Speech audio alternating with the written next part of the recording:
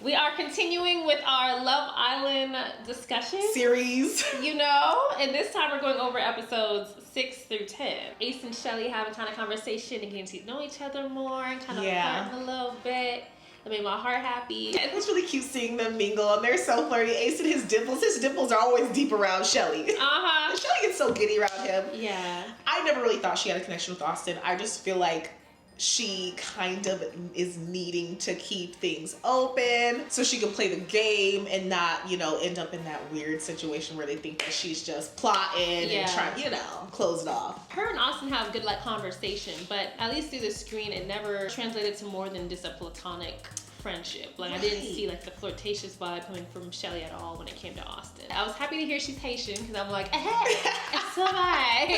So I was like, okay, cool, represent. I also feel like Austin should be called a love triangle though. He keeps talking about, I hate being stuck in a love triangle. You're not in a love triangle. He wanted her so bad though, and I can see how well he could treat her. Yeah. But I can also see his confidence starting to diminish. Because it really did seem like Shelly was all into Ace. She continuously mentions how Ace is always putting his best foot forward. He's always trying things and asking her to do fun things, and he's creative with their little dates and stuff. And Austin just sits there looking sad. Look at Ace taking her out again. Get up and do it too. Yeah. But I think he just kind of started to crouch with Ace's big personality. Other than having this talk, I didn't see anything that Austin was doing for Shelly. You know what I'm saying? So it's kind of like, okay. I like the spark. I like when she kissed Austin from day one. So I was rooting for him, his little bird nest. But he's cute. He's so handsome, Austin. But you need a little bird nest. But I was rooting for you, but Ace is just he was applying pressure hard. Belle-A, I was gonna say that. Nick, and Sierra. Now that's a love triangle. Well, we know Belle-A was a slow burn. I think Belle-A kind of fumbled in the beginning because she didn't want to be intimate on any level. So no kissing, no anything like that. And Sierra came in hot. After they kissed in that initial challenge when she came through, in the initial episode, Sierra and Nick, you can see on both their face, even with the blindfold, but especially Sierra, that they were feeling it. Yeah. And they continued to kind of be hot and heavy, and they were kissing, and he really liked Sierra's vibe. And I feel like Belle-A was playing catch up after that. So she was trying to race at this point to the finish, and then nobody even knew what was to come. It was too late. It was too little too late.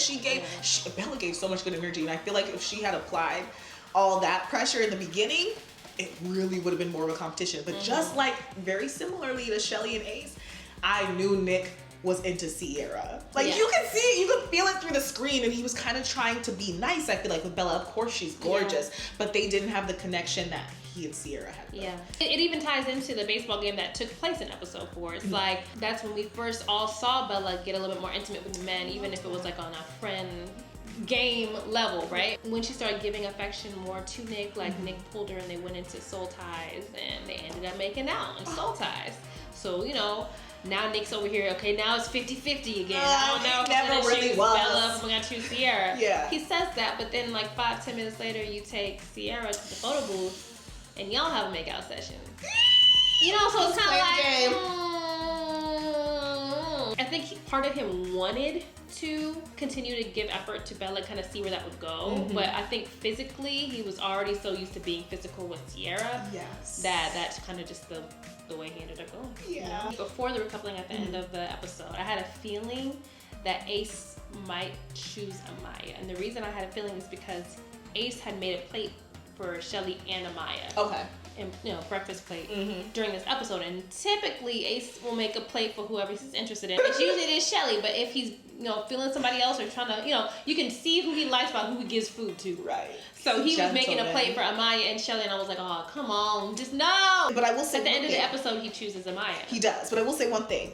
I think Ace was playing the game with that recoupling because I think he knew that Austin was going to choose Shelly. She was still going to be there. And I think he wanted to stay open. And he was like, screw it. Let's choose Amaya. She's gorgeous. I'm into her. We did have a little bit of banter, you know, back and forth. Let me see what she's got to offer. I know Shelly's still going to be here anyway. And let me secure a couple. You know, so I think he's just smart because let's be real. I think Ace is the most calculated and the most strategic. But also, too, he's playing the game. Yeah. He's always very aware, like, what the goal is at the end of the day. Yeah. He's dating people. You know, he is here to date people and end up with one of them. But I think he'd be a hypocrite too to just close himself off to Shelly because that was his problem with everybody else the whole time. So it makes sense after it made sense. His actions made sense. As soon as the recoupling happens, this is what caused a lot of confusion, and I feel like this is why people have a bad taste in their mouth about Ace, because it seemed like something was missing. Maybe the cameras didn't pick up something because it just didn't make sense. We went straight from the end of the previous episode where Ace chooses Amaya. And then we start this new episode, and all of a sudden he just like, don't call me babe, don't be touching me. You know, you're a little much. Okay, you're doing too much. And it's like, what did she do? Well, like, what did we miss? What didn't we see? Right, like, I didn't hear it. Didn't make sense. You just chose me. What is the problem? Right. I feel like he was being so standoffish with her, and I'm like, damn, I do get it. You really did just meet her. But you said you expressed interest, and he's always being touchy-feely and intimate and lovey with Shelly. So it's crazy how he set every single boundary that with Amaya that he did not have right, with to see the stark contrast. It's like, oh, so you just really don't like me. Don't call me, don't touch me, don't text me, don't tell me, baby. Yeah. That night, bro. He said he was uncomfortable. He said, I'm not gonna cuddle with you. And she said, can I have a hug? And he was like, respectfully, no. And babe, come here, baby. As the episodes proceeded, like, I started feeling differently about this initial conversation that Ace had with Amaya. It seems that there was a common denominator when it comes to Amaya in this particular department. One thing I want to say, a little sidebar, Sierra and her style, oh my god, I love it. And I loved her outfit in this specific episode, and that's why I started keeping tabs on Sierra. Like, oh, okay, I love your style. Your fashion was so cute. I loved her look. I need all the looks. So I just loved that. I love her chemistry with Nick. I think they're so freaking cute. Huda and Jeremiah, they went on a date this episode. Yes, they did. Okay, yeah. They went on a great date. That was like their last good day. Yeah. They went on a date. It seemed very like, okay, mom and pop gonna go, you know, enjoy this day. And like, to be honest, I wasn't paying that close attention to the video clips of them on the date. I think I got to the point where I was just used to seeing them together. So I'm like, oh, of course they're gonna have a good time. They're together, they like each other, it's whatever. Every night it seems like they're in the bed tussling. We don't know what's going on. All I know is that at the end of the night you have that little black and white screen going over all the beds, and then you go over Huda and Jeremiah. And there's me rumbling. What y'all doing under there? So who knows? Yeah, who knows? Who knows? But you know what? It wasn't that night actually, because I remember she came back from the date and she's like, we did it. And she's like, we went to the water park. So I think it was that night. Oh, maybe. It was probably that night or the next one. But we'll get to that too. So that was like their last good night. I just want to address that. That was like their last good day. Sierra actually addresses Nick about kissing Belle, because at this point during this episode, Sierra doesn't hear it from Nick. She hears it from Olandria. Olandria is talking with the girls like, that's so crazy that Nick was up with Belle and so tied. She was so messy. And then Sierra was like, wait, that was 5 minutes before I kissed them. Wait, what do you mean? So, and then Olandria was like, oh, did I say that? So Sierra finds out through the girls that Nick was kissing on them both and right before the recoupling. And so Sierra's kind of waiting to see if Nick's gonna bring it up himself, and he doesn't. So during this episode, Sierra addresses that. She's like, I was just waiting for you to bring it up. Why didn't she bring it up? Like, you just weren't gonna tell me? Or, so they had a little conversation there. I don't think they left that conversation with like hard feelings, but it was kind of like okay, well, this is how I would have liked you to handle that situation, kind of going forward, you know, setting expectations, open communication amongst both of them. Yeah, basically. And I think it showed like a lot of Sierra's maturity. I don't know, I like how she addresses things. She addresses issues, and it's not to fight, it's really to come to resolution. To understanding, and she didn't like it, and I don't even think it was so much of Belle, because I kind of think Sierra knew she was a shoo-in. But it's just the fact that he didn't tell her. And at first I was like, who cares? But honestly, if they are going to be in a relationship and be together outside and everything, it does make sense, and address stuff early. And like, hey, I don't want to hear from somebody else something that my man did. Right. I want you to come to me and tell me. So I really, I'm sorry if I was here. We got some heat in episode 8, like right on the top. I know y'all saw it. So Shelly making breakfast for Austin, and as soon as Ace come up, hey Shelly, do you want to go to yoga? She said, oh, go to breakfast. I think she threw the hands in the air, threw the pants to the side. She was like, oh my God, yes. Austin didn't get a piece of toast. Austin didn't get that one grape until Amaya came through with the crash out. I don't like how Amaya came for Shelly because Shelly, I don't feel like was being secretive in any way. Amaya just got to the villa and is just starting to get to know people. I'm pretty sure it was mentioned at some point, but either Amaya wasn't paying attention or whatever. But the way Amaya was coming at Shelly was like, Shelly was keeping it a secret that her and Ace had a thing. Like, why didn't you tell her? Like, what do you mean? When Amaya showed up, Ace was quote unquote single on the villa. But at the same time, did she not pick up on Ace making both her and Shelly breakfast? He brought you breakfast. You didn't see him give Shelly a plate. It shouldn't be a complete mystery or like surprise that him and Shelly has something going on. I will say this though, yeah, I don't think it's the woman's job to come and tell you. I think it's the man's job. So if anything, she should have went to Ace. Ace should have told her blah blah blah. I'm trying to remember though. I think her and Shelly were like starting to talk and get cool, and she was kind of in her face a little bit. She was venting to her, and so I think she vented. That's what sparked it. So that, I will say, that was the only time I looked at Shelly sideways, because don't play in my face and then go and, you know, don't get close to me is the only thing, because and then you haven't addressed that with me at all. Now you going and doing yoga with the dude that I'm trying to go for, and he not even touching me, but he's over you. So yeah, don't play in my face if you're gonna. It's a tricky situation because I don't think Shelly was putting herself like intentionally trying to get into Amaya's business.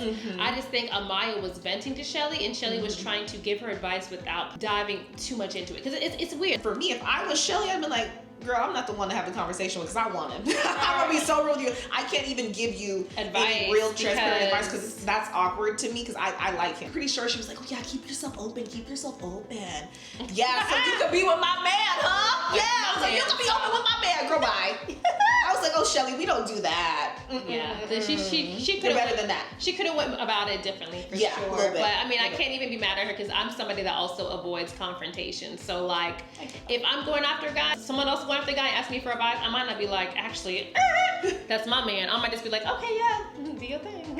You can have him. You know what? Take him. There was a pie challenge during this episode. Yeah, pie challenge. And I don't have a whole lot of notes from that, other than I know people were pieing Ace a lot, and it made me feel some type of way. It's because they wanted to lick that cream off of Ace. Is that right? The questions that they were reading, it was like negative things, right? And to keep pieing Ace like he did something wrong, I'm like, am I missing something? Why is everyone mad at Ace? He put a kiss on Ace. He was licking the pie off at Shelly. I like that him and Shelly had their moments during the game too. I'm like, okay, cool. The intimacy is growing.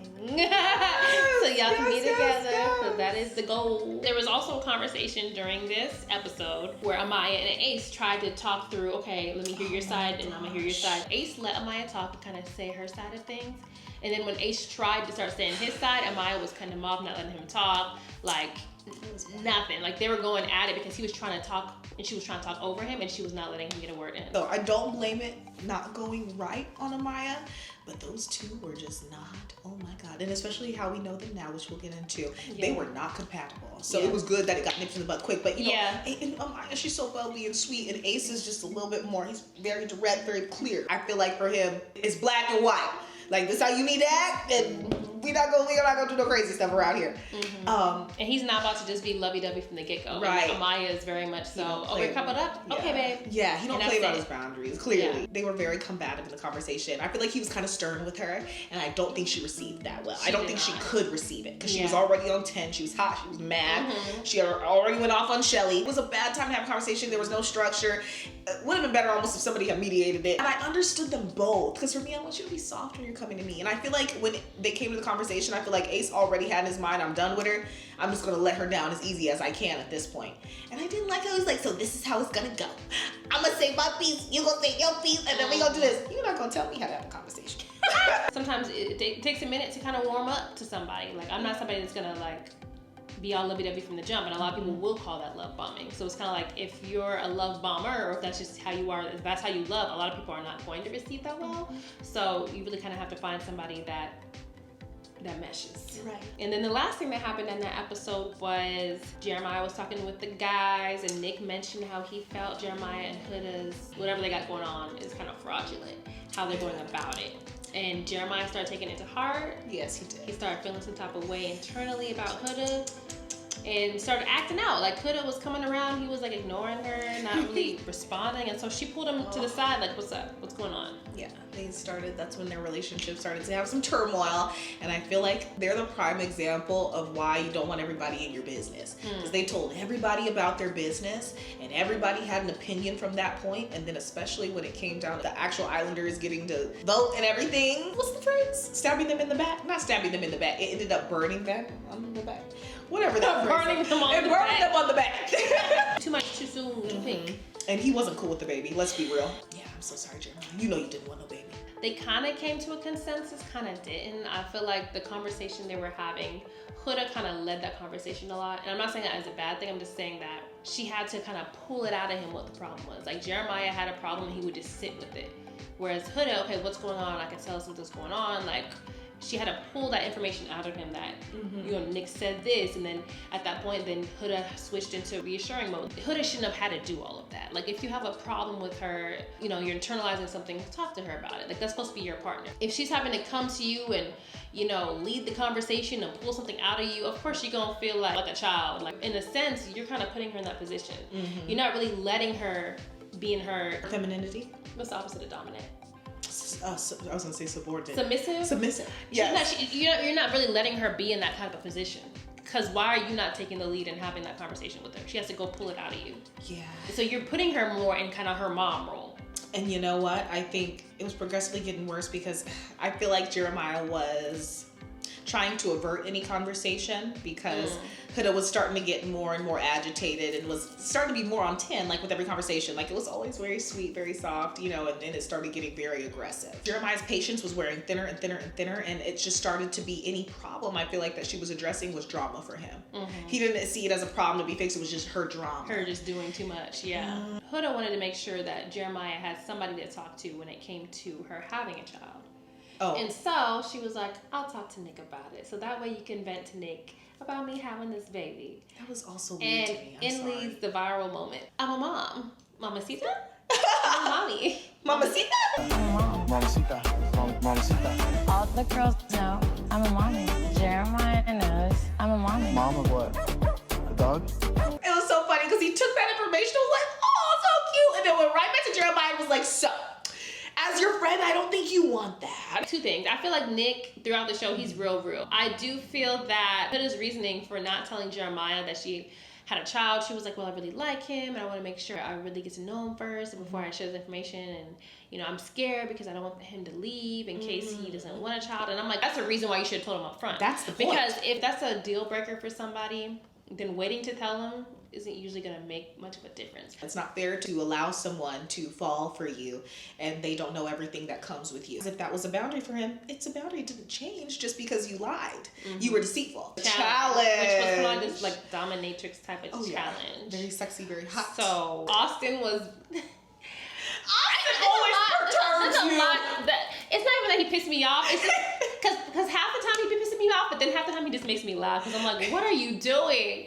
There was a scene where Jeremiah had his hands, you know, he was like tied up, and then here comes Huda doing all this stuff, and like the camera angle shows like Jeremiah like looking down, and then Jeremiah looking up and looking concerned, and then you look and see where's Jeremiah looking. Austin's like staring straight at him, just.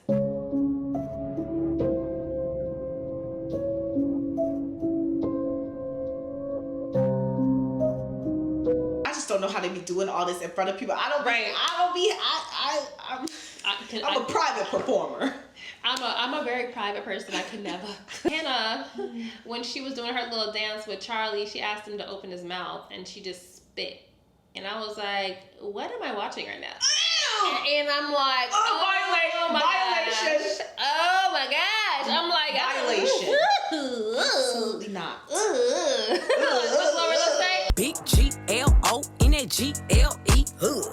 The male bombshells. Woo! So in walks the male bombshells, which are... Can I see the first one? Go ahead. Pepe!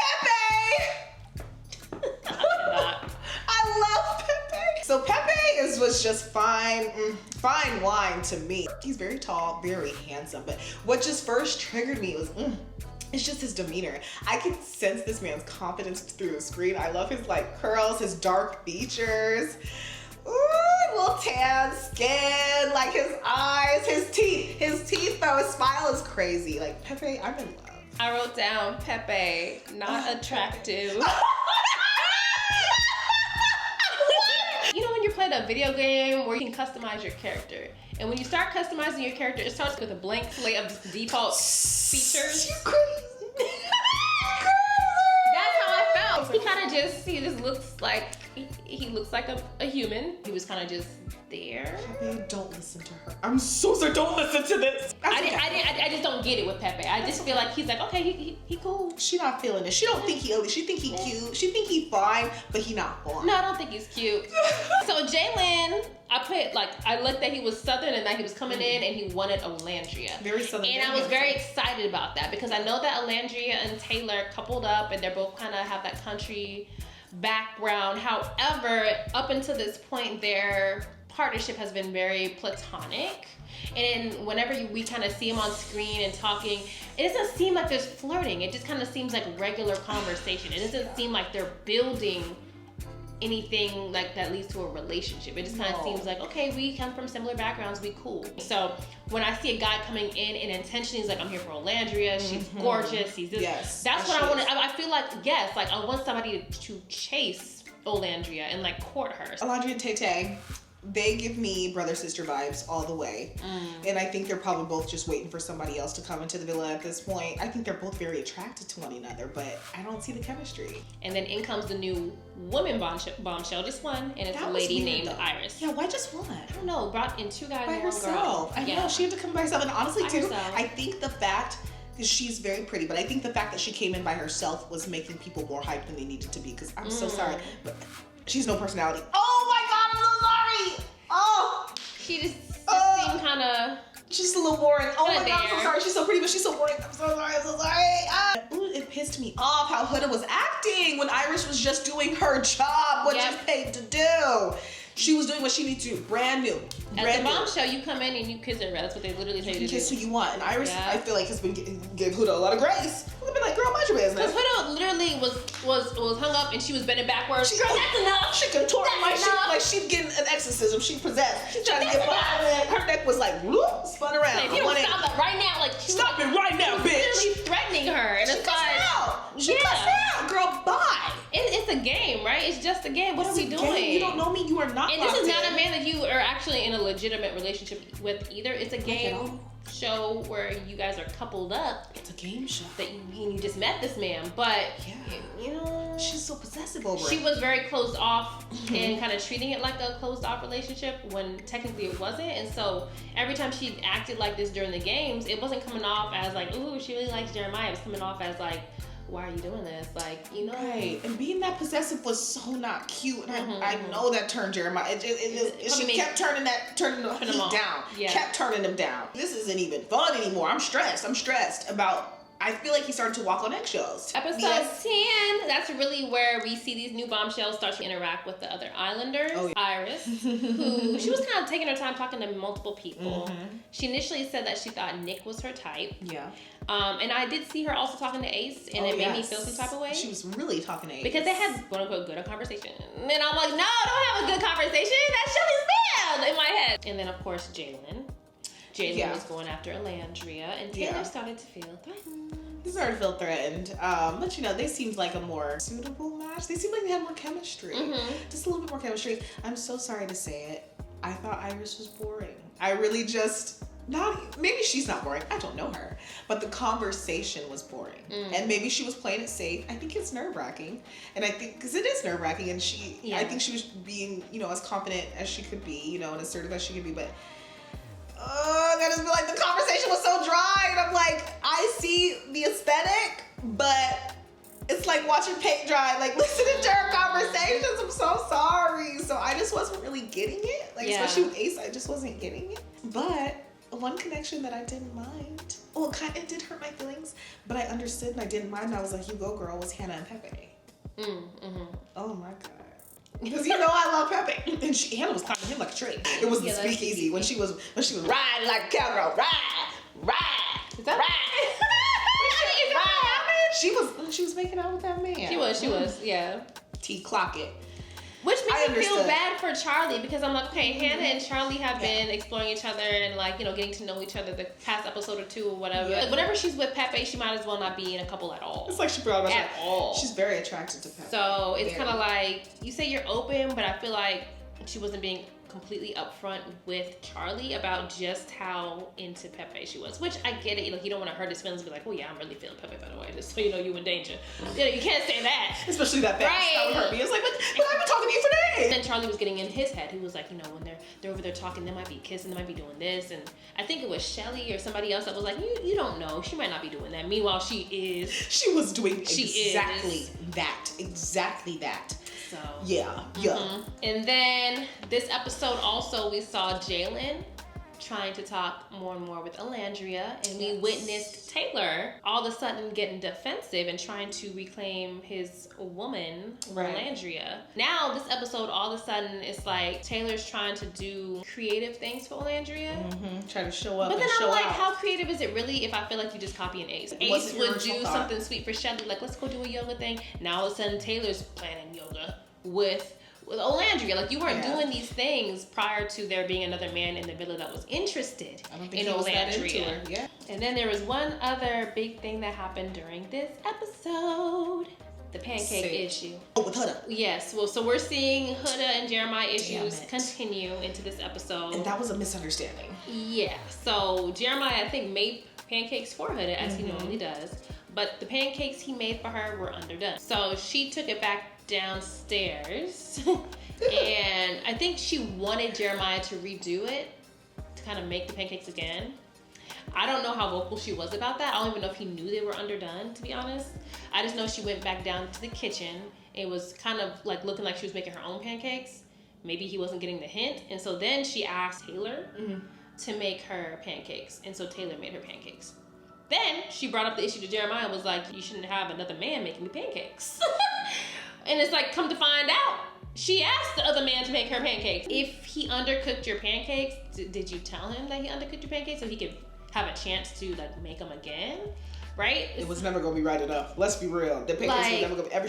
She started to nitpick every little thing, and she was starting to annoy me. With love, with respect, respectfully. This is where he was like, okay, mom, or he said some kind of slick comment where she was like, yeah, no, I'm not having it. And she got up and walked away. Y'all were not coming to a resolution anytime soon. Yeah, it was just getting stupid. I think at the end of this episode is when they asked for America to start voting for the first time for who the new Bombshells should couple up with. That's right. And then we find out on the next episode. Stay tuned! But thanks for watching, y'all. Thanks, Thank guys! you. What do you think? What do you What are think? your opinions? Do you Like, agree? about Do you these disagree? episodes? What were y'all? Are we on the same page? Let's kiki. What do you think? Down below, leave a comment. We're gonna be back for the next set of episodes. Yes, so we will. Stay tuned because Stay we're here till the end for the Love Island. We might be interviewing them at the end. Who knows?